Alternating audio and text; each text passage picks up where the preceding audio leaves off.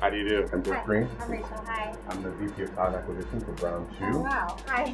So I'm here to interview you. Well, Athens Shoe Star so far has been such a great experience. There hasn't really been much that's been easy. I'll drop an assessment and I'll make sure the judges get a hold of it by next week. I decided to name my collection Alexandra Capri. Who are you targeting? Who's your customer? Very like European meets like Coachella kind of girl. Who is going to win Shoe Star? So you're going to do it, right? You want two winners here.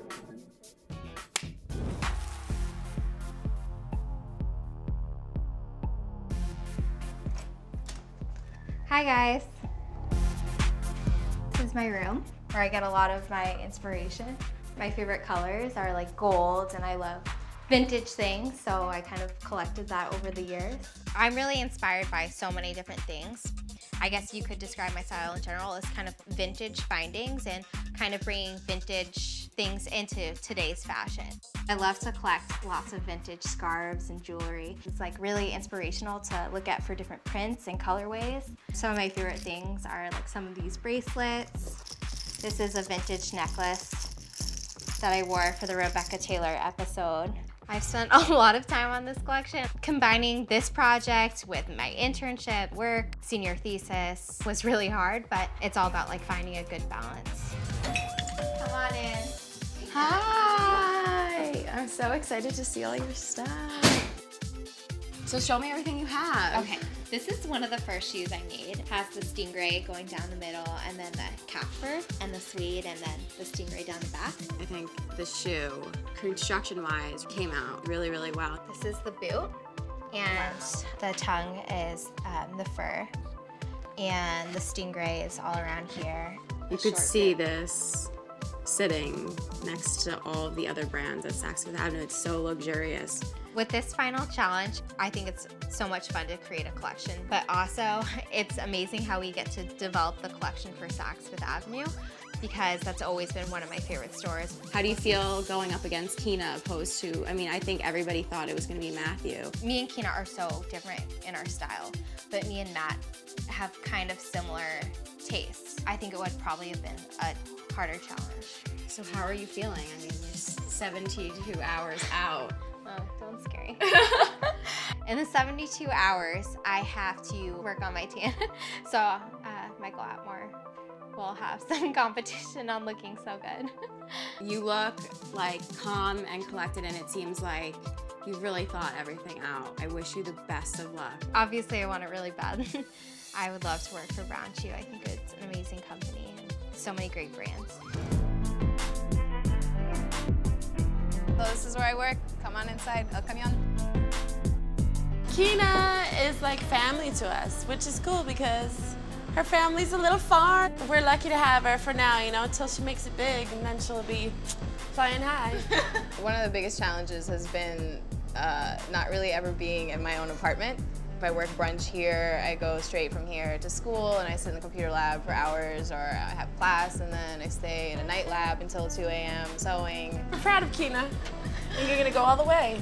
I'm excited about being in the final two. For the final two, I thought, because I've been in class with Hyojin for 4 years and she always does such amazing stuff, I was really very surprised that she left so early. So I mean, I'm surprised that she isn't in the final two right now, and I'm obviously also surprised that Matthew isn't, because he won 3 times in a row. We all kind of like fought through it together. It was a different competition. We all supported each other at the same time. Hey, baby. Hey. Did you figure out your whole branding thing yet? Because I know you were like still working on that. Yeah, it's called ephemeral.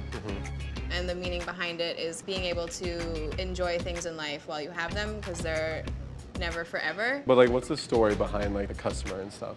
The customer is like a very laid-back, free-spirited girl. This challenge has been my favorite challenge. It's been more about what I wanted to do. And I got to make 2 shoes, which although took twice as much time, it gives a bigger picture of what I'm envisioning in my head. So do you have a logo or anything? Yeah, I have, I'm using the same script, and then I'm doing this, this symbol. It's like a spirally thing, but it represents the circle of life. And the symbol I'm gonna use for hardware I definitely see you in this collection and your design of Saks. So how do you plan on bringing it into Saks Fifth Avenue, since that is a big part of the challenge? It'd be displayed next to Sergio Rossi, so that clientele will kind of see the two together and get that kind of edgy, playful look. So have you seen Rachel's stuff? Is she making a box? Probably.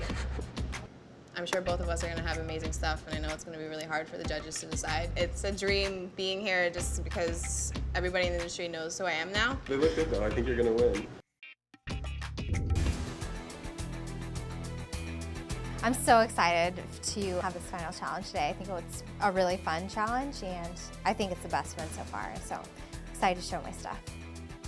I'm very excited about presenting today. This is a very personal collection. It's something that we had to come up with from scratch. So it portrays who I am as a designer and the way I find inspiration.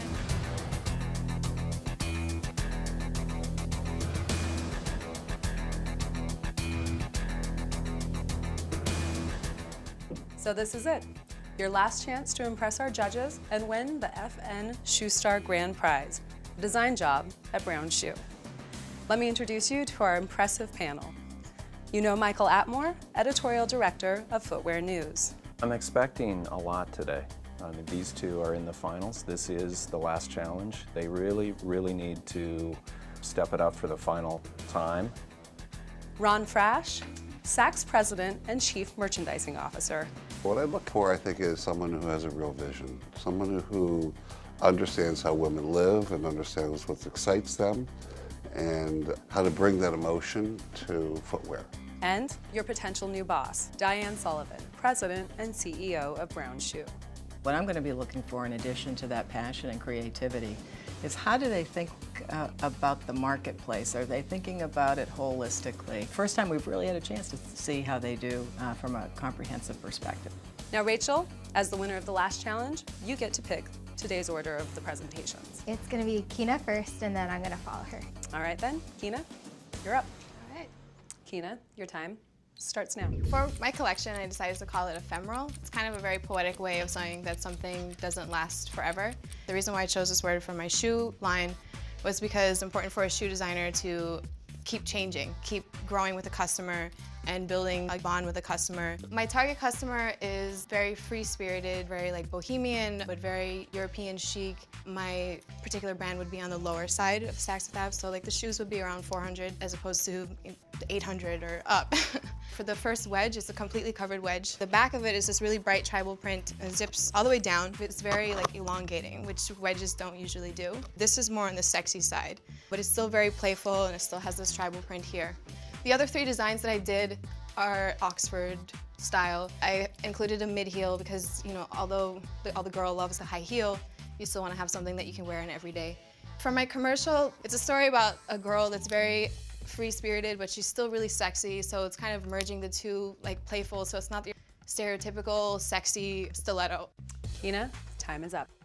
As you think you envision your line evolving and moving forward, do you have a feeling where you see it more dressed up? Do you see it a little more relaxed? My line would, although it would be evolving per season, I think that it would still remain more of a, not casual, running around casual, but casual, sexy look that is very individualized. So Keena, when you went to Saks, did you see anything that felt in the same vein as what you're trying to do here?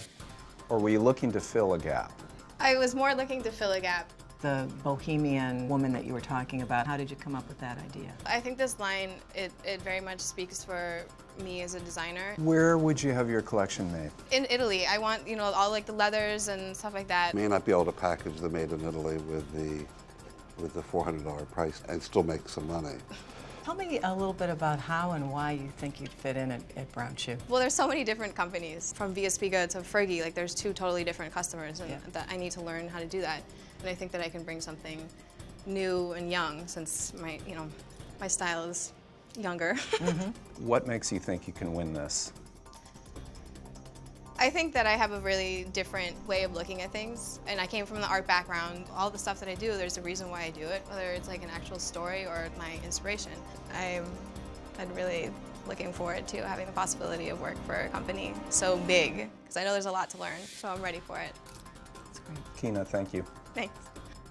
Rachel, your time begins now. Each of you guys were given a handout, which includes an Alexandra Capri, which is the name of my company, trend book for fall 2011, in addition to an Alexandra Capri business plan. One of the things I really thought was a really hot trend for next season is mixing a bunch of cool textures into different shoes. And I was also inspired by gold and fur and just luxury. My whole company is about mixing comfort and high fashion together.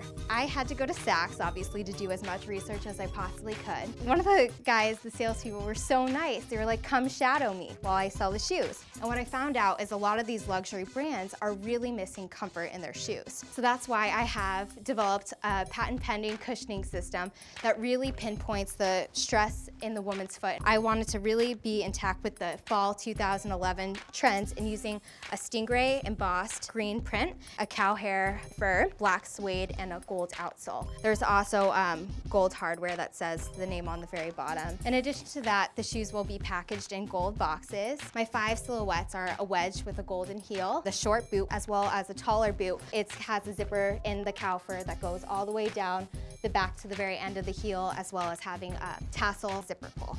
The stingray sandal, which has the stingray going down the front. Also, my commercial is based on a kind of a dark Cinderella story. It kind of is the romantic, fun play of a commercial. And Rachel, that's time. Talk a little bit about the target customer that you have there. I actually showed my images to the sales team, and they said that your best range is 25 to 50. So you walked through most of the presentation with the salespeople on the floor of Saks. Yeah, I did. So you brought them sketches? How did you do this? I brought in a sample card, and I also brought in my sketches in digital form and kind of talked to them all about my ideas. Listening to you, what I heard was your point of differentiation, besides great design and distinct design, is going to be your patent, comfort. A patent, yeah, it's going to be like a cushion. I also was talking to the staff, and they were saying a lot of the returns are because these high-end designer shoes are really uncomfortable. Well, one time, a long time ago, I was told if it doesn't hurt, it's not fashion. I'll tell you, if you can figure that one out, Rachel, that is a big deal. Everybody has been, you know, wanted to try to figure it. That is that one of the problems. So do you think there's a way to really do that? I honestly really do, so. Where do you see yourself in 5 years? I definitely see myself growing in one company. So where is Alexandra Capri going to land? Could land at Brown Shoe. Good answer. It's a pitch. Thanks, Rachel. Okay, thank you. It's a once-in-a-lifetime opportunity to have those two industry powers in one room judging this challenge. I liked it, but I wasn't so sure that it had a lot of legs to go beyond this. Would I see Saks in this? Absolutely. But is she someone who could fit into a design room at Brown Shoe? Depending on the time or the need of the place. Yep. Either one of these young women would be terrific. We feel like we're ready to make a decision. I think so. It's a tough decision. Sitting back at Saks and really thinking about, you know, what we need as a store and what would be something that would add a point of differentiation, a point of newness. My guess is I have to go with Keena. If it was really just based on what I saw today, there would be no doubt in my mind that I would choose Rachel. In this envelope contains the name of the winner of FN Shoe Star. But guess what? Oh no.